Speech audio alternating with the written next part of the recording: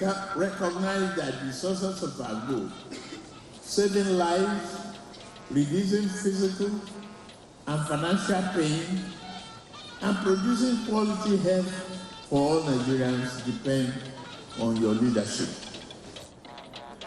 President Tinubu rallies support for traditional institutions, emphasizes importance of health as pillar of renewed hope agenda. Where it is possible for INEC to review its timetable to be able to hold these general elections without creating any conflict. Rowdy start but decisive conclusion as National Assembly prepares ground for 2027 elections timeline adjustment. A phenomenal rise in the value of stocks. Why? It's a reflection of the health of the Nigerian economy. Vice President Shatima unveils Nigeria's industrial policy timeline targeting a $1 trillion economy.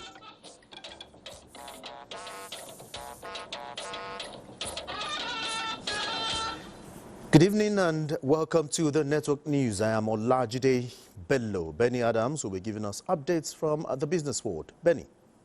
Well, it's a boom in the capital market. It's no longer news, but what is news today is the fact that investors are beginning to take profit out of the market. We'll give you details in the course of the bulletin.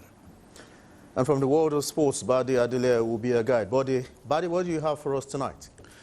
Well, Olajide, it was another interesting day of action at the Bayona Police Games. And of course, we've got Champions League playoff matches tonight. All right, many thanks, Buddy. Remember, you can watch this broadcast live on our website on nta.ng/live and on our other social media handles displayed on your screen. Now, let's go directly to Borno State, where the Vice Chairman of Nigeria's Supreme Council for Islamic Affairs and the Sheikh of Borno, Abubakar Ibn Umar Gabai El-Kanemi, is standing by for updates on the moon sighting. Let's take a listen.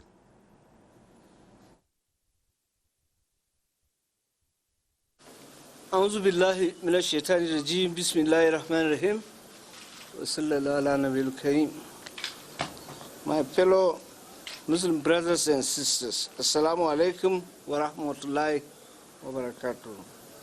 Today, Tuesday, the 29th day of Shaban, 1447 after Hijrah of our noble Prophet Muhammad sallallahu alaihi wasallam, which corresponds with 17th February 2026.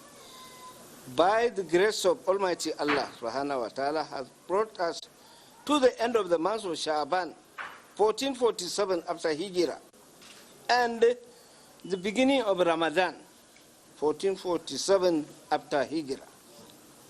Reports of positive moon sighting were received from Muslim leaders and organizations across the country, which were endorsed by the state and national moon sighting committees and duly accepted. Whereas tomorrow, Wednesday, the 18th day of February 2026, becomes the first day of Ramadan, 1447 after Hijrah. We are hereby calling on the Muslim Ummah to commence fasting accordingly. We call on Muslim Ummah to offer extra prayers for our leaders and our country during the glorious months of Ramadan, and to sustain effort in worship and good deeds in order to ease the current situation in our country. As always, we appeal to the wealthy individuals to assist the vulnerable and the poor during these glorious months to reduce the hardship. May the Almighty Allah subhanahu wa ta'ala reward our ibadah with Al-Jannah Firdaus. Amin. Ramadan Kareem. Wassalamu alaikum. Thank you.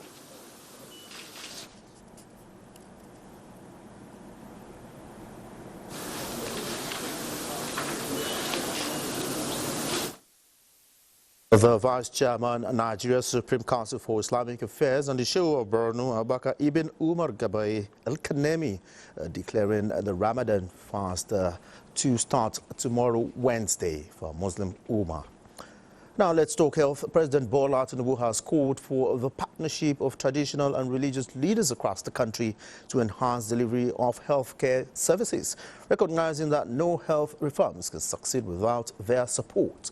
It was at the National Traditional and Religious Leaders Summit on Health 2026 held at the State House Conference Center, Abuja. State House correspondent Musbao Danwahab reports. Another step, enhance of partnership extended to traditional and religious leaders. Bola Tinubu's administration clearly realizes the impact of these institutions on the grassroots in an effort to get more results for one of its administration's 8-point priority agenda, health and social welfare. National health fellows have been trained, ready to go for services across the 774 local government areas in the country. But then, as the administration is driving policies and programs to address preventable health challenges such as malnutrition, maternal and infant mortality, among others, President Tinubu believes no health reform in the country can succeed without these leaders he describes as trusted voices. Your engagement is central to the actualization of Nigerian health sector. Renewal Investment Initiative will recognize that the sources of our goal, saving lives, reducing physical and financial pain, and producing quality health for all Nigerians depend on your leadership. Campaign against drug abuse and restoring health in health services is also included. In the new National Alliance for Health, President Tinubu says his government is partnering states and local government to improve the functionality of the primary healthcare centers across the country. Now, he's employing the traditional and religious leaders to serve as the watchdog for efficiency. Check the ones in your area. Send a message out there to look at that neighborhood or health facilities. And if they don't assist, write to the local government, write to the state government, write to us. We will respond. If we don't do it now, nobody will do it for us. The issues around primary health care were dissected, leading to statements of commitment. The church in Nigeria, Your Excellency, is ready to play its part. Across congregations, we must continue to promote accurate health information and counter harmful misinformation. The Nigerian Supreme Council for Islamic Affairs wishes to assure you of our full support and commitment to the advancement of Nigerian health sector renewal and reinvestment initiative. We commit ourselves to actively support and promote access to comprehensive range of emergency essential health services within our communities, including immunization, HIV, TB, malaria, treatment and prevention, comprehensive maternal natal care, emergency obstetric services, and nutrition, including the food bank. And so the government promises to expand emergency transport and ambulance services to ensure Nigerians get timely care when needed. From the State House, Musbao Danwahab, NTA News. Meanwhile, a fresh collaboration between the Office of Nigeria's First Lady and the Federal Ministry of Health is set to address child malnutrition in the country with a scheduled launch of the National Community Food Bank Program. Nigeria's First Lady announced the launch of the program at the opening ceremony of the National Traditional and Religious Leaders Summit on Health 2026. State House correspondent Adeniyi Taiwo reports.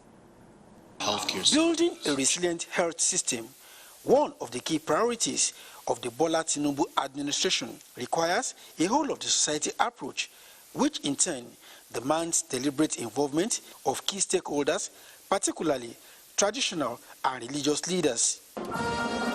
The 2026 National Traditional and Religious Leaders Summit brought leaders of faith and tradition together under the same roof. The intent to harness their trust and voices for the health of Nigerians. With the summit acknowledging the symbiotic relationship between lack of good food and acute malnutrition in children, the first major assignment for leaders here is to drive advocacy and awareness for a national food bank program announced by the First Lady, Tinubu, and set for launch in April this year. This program is designed to strengthen community nutrition support, improve access to safe and nutritious food for vulnerable children, and contribute meaningfully to the national response to ending child malnutrition. The program will operate through the nationwide network of primary health centers to identify and register eligible families with children under 6 years old.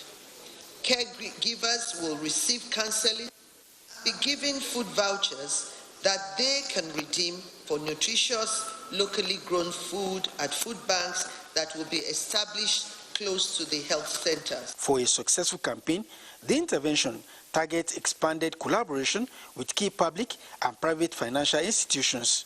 This initiative will be funded through a trust fund by willing private sector partners and well-meaning Nigerians to ensure accountability. The trust fund will be overseen by credible Nigerians, chaired by the Coordinating Minister of Health and Social Welfare, Professor Mohammed Ali Pate, not me. We will be needing a lot of support from you, our revered traditional and religious leaders, to ensure no eligible family is left behind as we roll out the program nationwide. For the Coordinating Minister of Health and Social Welfare, a lot has been done by the current administration to bring healthcare delivery closer to the people, but more can be achieved through dialogue with critical stakeholders. Leadership that we are calling for does not end in this hall. It must live in each and every one of our communities all over this country. We are the closest to our people. We don't lock our palaces. It's about time for our political leaders to utilize the strength in us for us to better the lot of our people. Let us return to our domain as ambassadors of health, equity, and hope. In goodwill messages, World Health Organization and other partners lauded Nigeria for leveraging voices that can reach places where political leaders and even healthcare workers cannot reach. From the conference center of the presidential villa, Adeniyi Taiwo, NTA News. President Bola Tinubu has unveiled the Nigerian Industrial Policy 2025 to 2035, a 10-year roadmap to transform Nigeria from potential to production. Benny Adams reports that the president, represented by Vice President Kashim Shettima, called for sustained collaboration between the public and private sector to ensure the success of timelines that seek to achieve a $1 trillion economy through industrialization. Described as a giant of potential. But for those whom have lost jobs as a result of factory closures, potential does not pay the bills. Today, the federal government says the era of paper promises is over. A phenomenal rise in the value of stocks. Why? It's a reflection of the health of the Nigerian economy. A friend of mine called me yesterday out of fear that his stocks increased by 1.7 billion naira in value within 24 hours. Away from the stocks, Vice President Kashim Shettima says this policy document brings alive energy, trade, infrastructure, finance, skills and innovation, which requires partnerships. This means committing not only to policy stability and coherence, but also to transparent engagement with industry. It means committing to measurable targets and accountability, and to a relentless focus on results. And results truly count. In the year 2025, the Dangote Industries, the cement sector alone, paid us $900 billion naira in taxes. Minister of State Industry John Owen Eno says the goal is a $1 trillion economy and the method is moving from consumption to production, from raw materials export to value addition. To support this, the Bank of Industry and the Bank of Agriculture will have to expand financing to processors and to manufacturers. Government has acted, the legislature has acted, the enabling environment is being created. Now, industry must act. All the policies that you've actually done great. The only one thing that now, which the government must emphasize, is to protect the local industries. They all agree that in 10 years, the target is a massive 25% year-on-year growth of the industrial sector, and its success will depend not on the applause in the room, but by the industries that will be reopened and the new ones built. In Abuja, Benny Adams, NTA News. Meanwhile, the federal government has implored government agencies and private sector to expand the scope of support for micro, small and medium enterprises in Nigeria. Vice President Kashim Shettima said this when he received the 2025 to 2026 MSME report during the Nigerian MSME stakeholders meeting at the Presidential Villa. State House correspondent Abdurrahman Jibrila reports. This meeting is to review performance of micro, small and medium enterprises development, emphasizing their critical role in economic growth, job creation and poverty reduction. Vice President Kashim Shettima urged these stakeholders to leverage technology to enhance the sector, particularly for young Nigerians in the digital world. Temitola Adekule Johnson is doing an awesome job, and I want to commend him for his humility.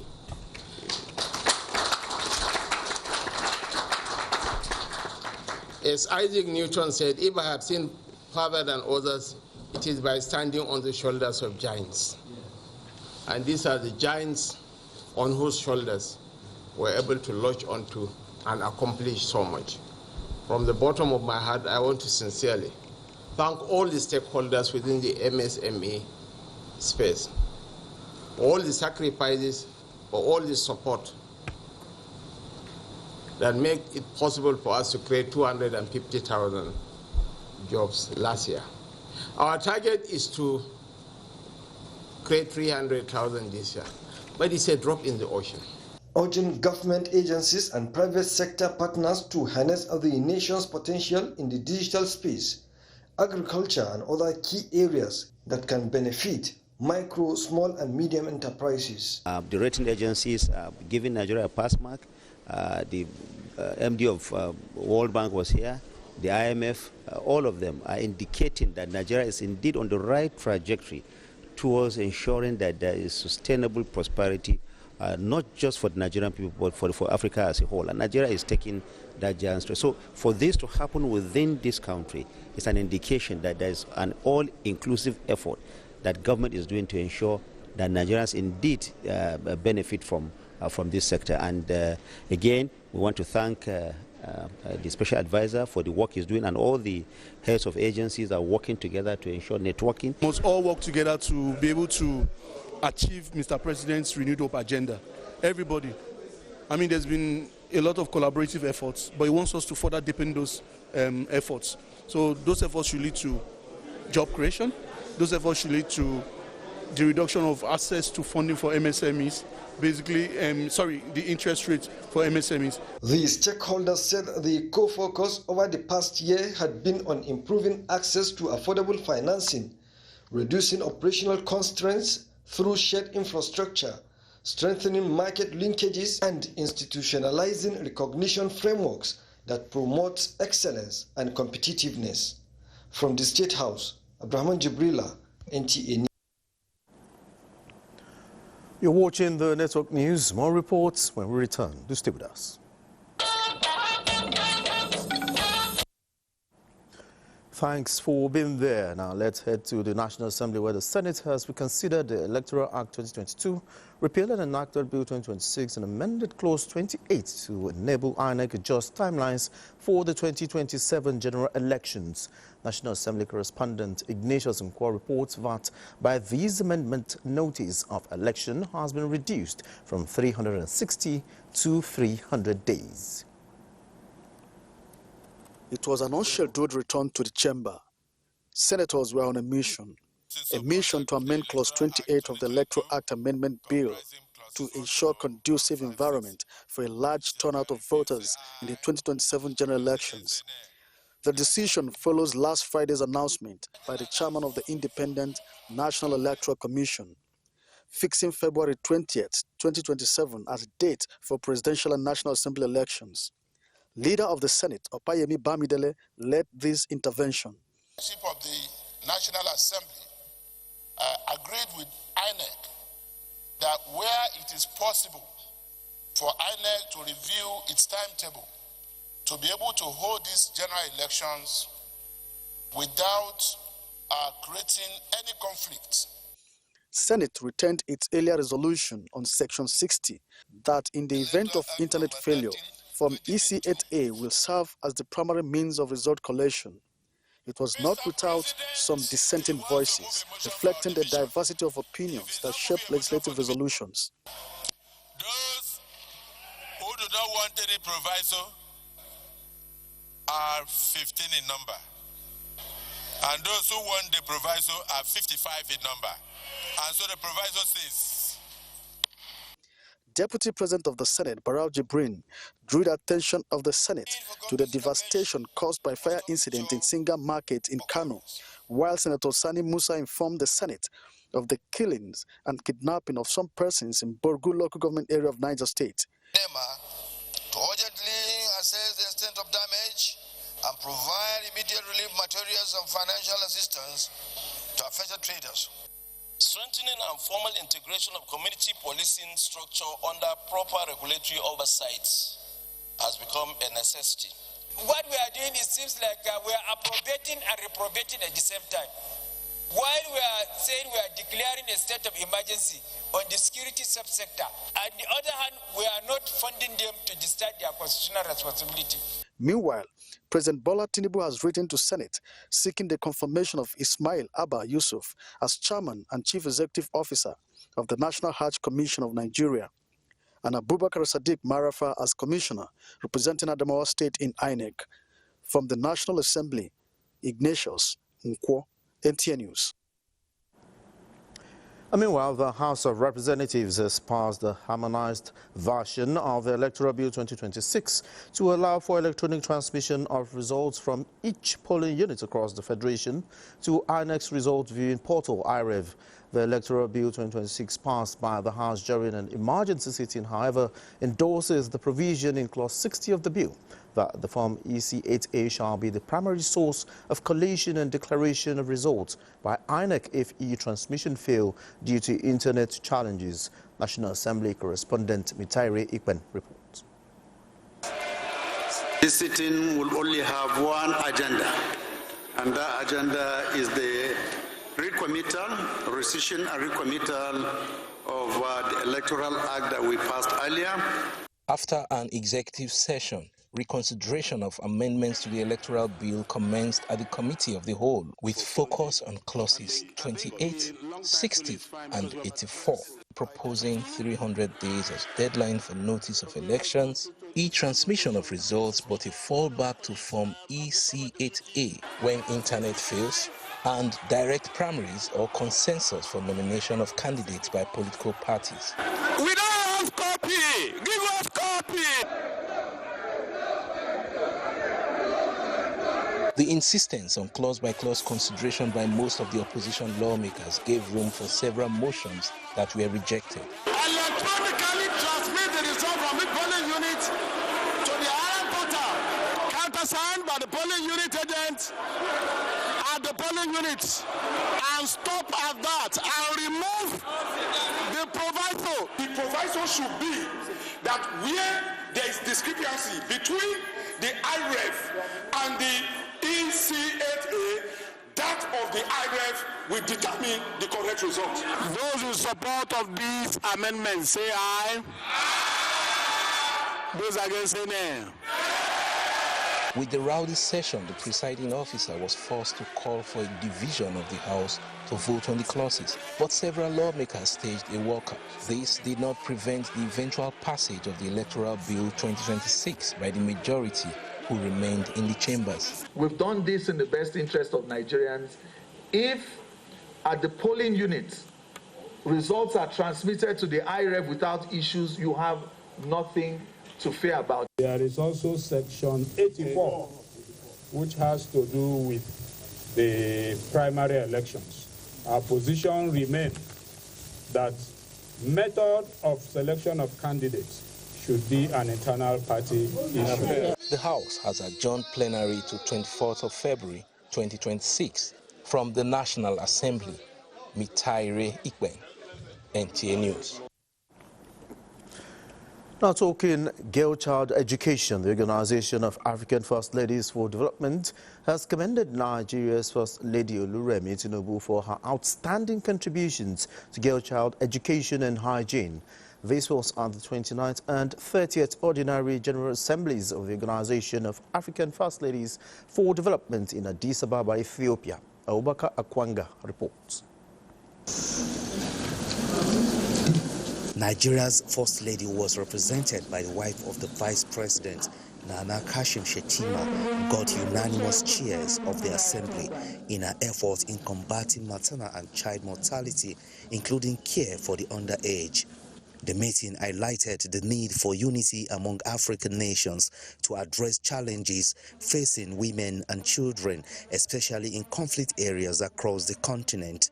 Speaking on the ideals of OFLAD, Dr. Fatima Bio emphasized the critical connection between sustainable development and peace, noting that rights cannot be fully realized in an unstable environment. Other First Ladies who spoke appealed to leaders on the continent to prioritize gender equality, women's economic empowerment, and education across African countries. Abubakar Akwanga, NTA News. And back home, the Northeast Development Commission has assessed the progress of work at the various projects embarked on in Taraba State. Leading the delegation was the Minister of State for Regional Development, Ubamegeri Amadu. Godwin Inalebu completes the report. Minister of State for Regional Development and the NEDC delegation toured several project sites across Taraba State to inspect the ongoing interventions by the Commission.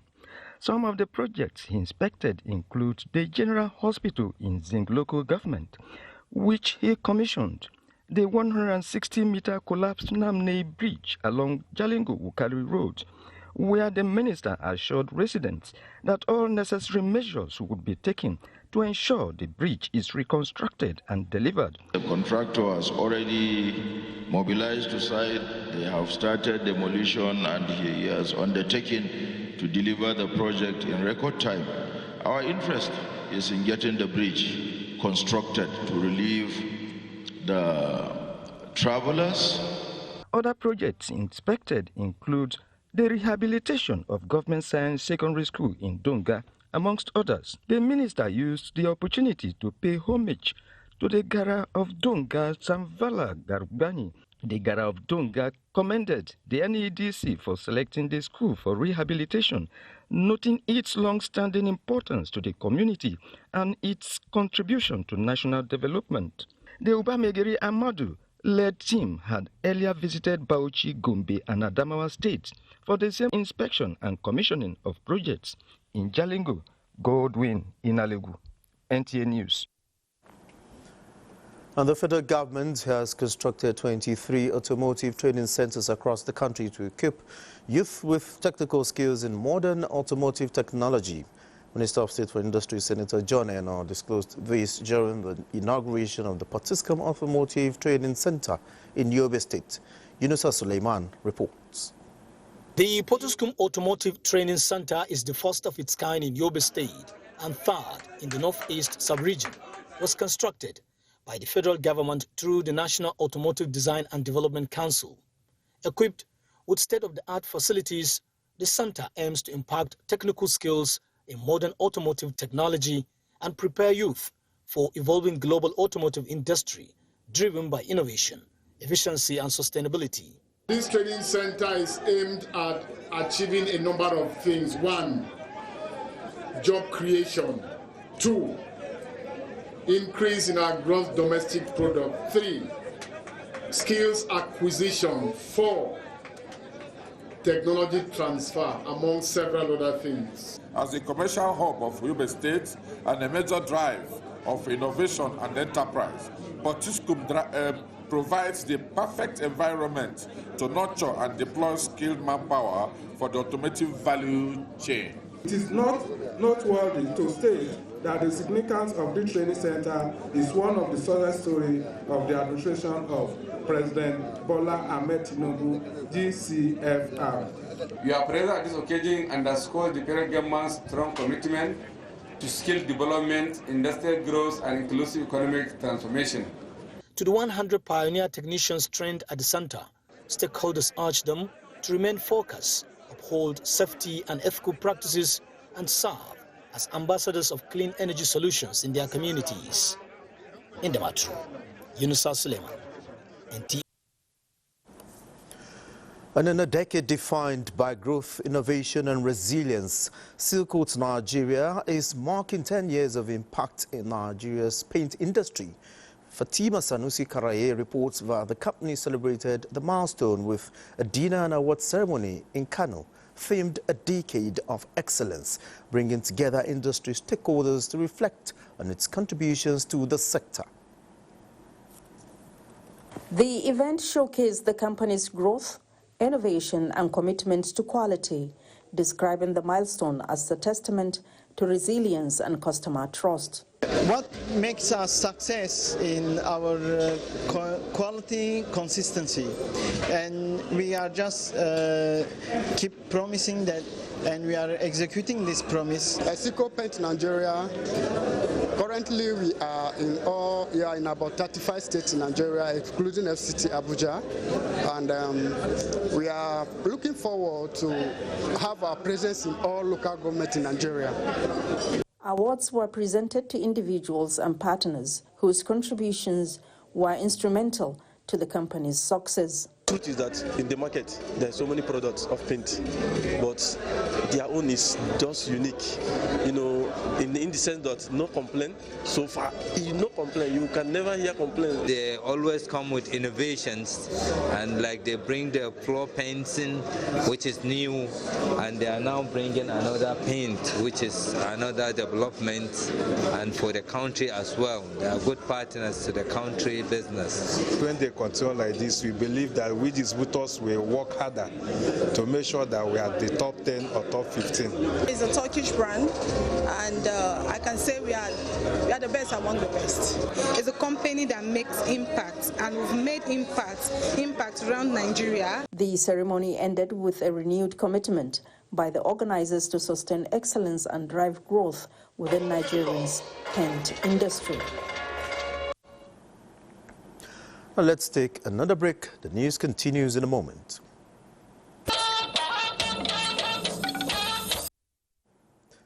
Many thanks for being there and talking education. In a bold move to strengthen access to education and empower the next generation, the Jigawa State government has launched a mega student care intervention program designed to transform learning outcomes in the state.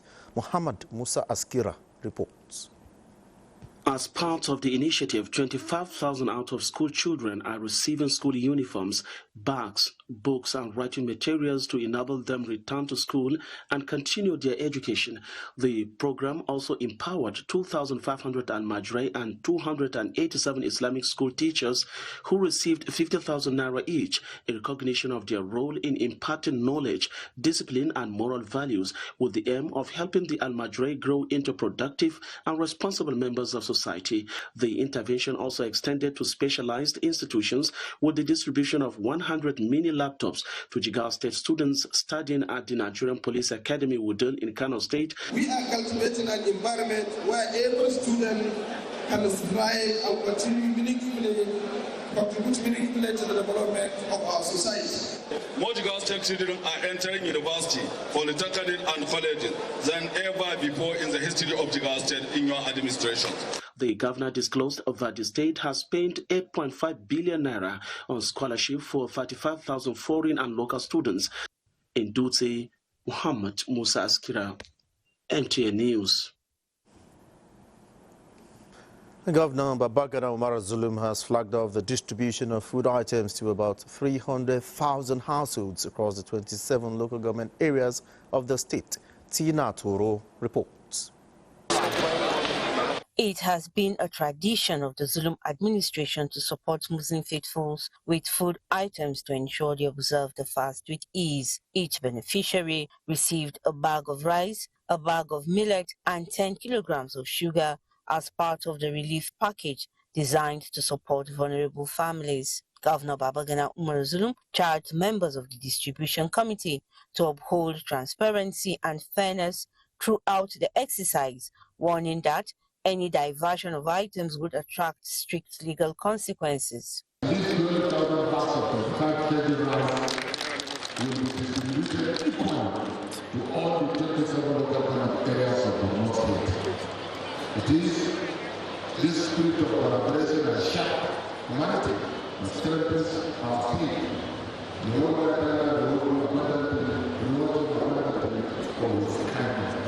In a gesture consistent with past support for Christian communities during festive seasons, Governor Zulum directed that Christians observing Lent alongside Ramadan should also benefit from the distribution, reaffirming his administration's commitment to inclusiveness and interfaith harmony.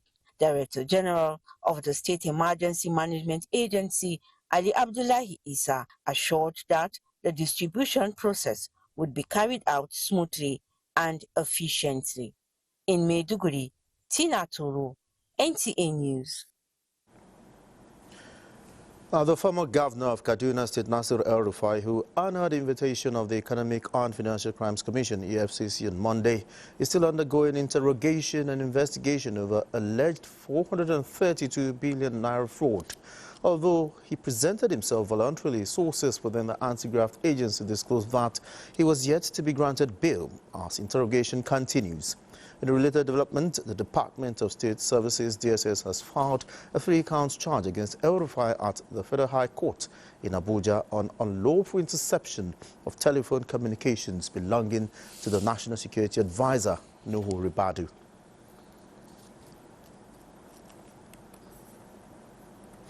Now let's do some business with Benny Adams. Benny?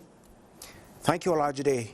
Now, the Nigeria Export Processors Zones Authority, NEBZA, is consolidating efforts towards reducing medical products importation into Nigeria. This is following the approval and issuance of licenses to Harvest Field Industries, a newly approved free trade zone specializing in medical products.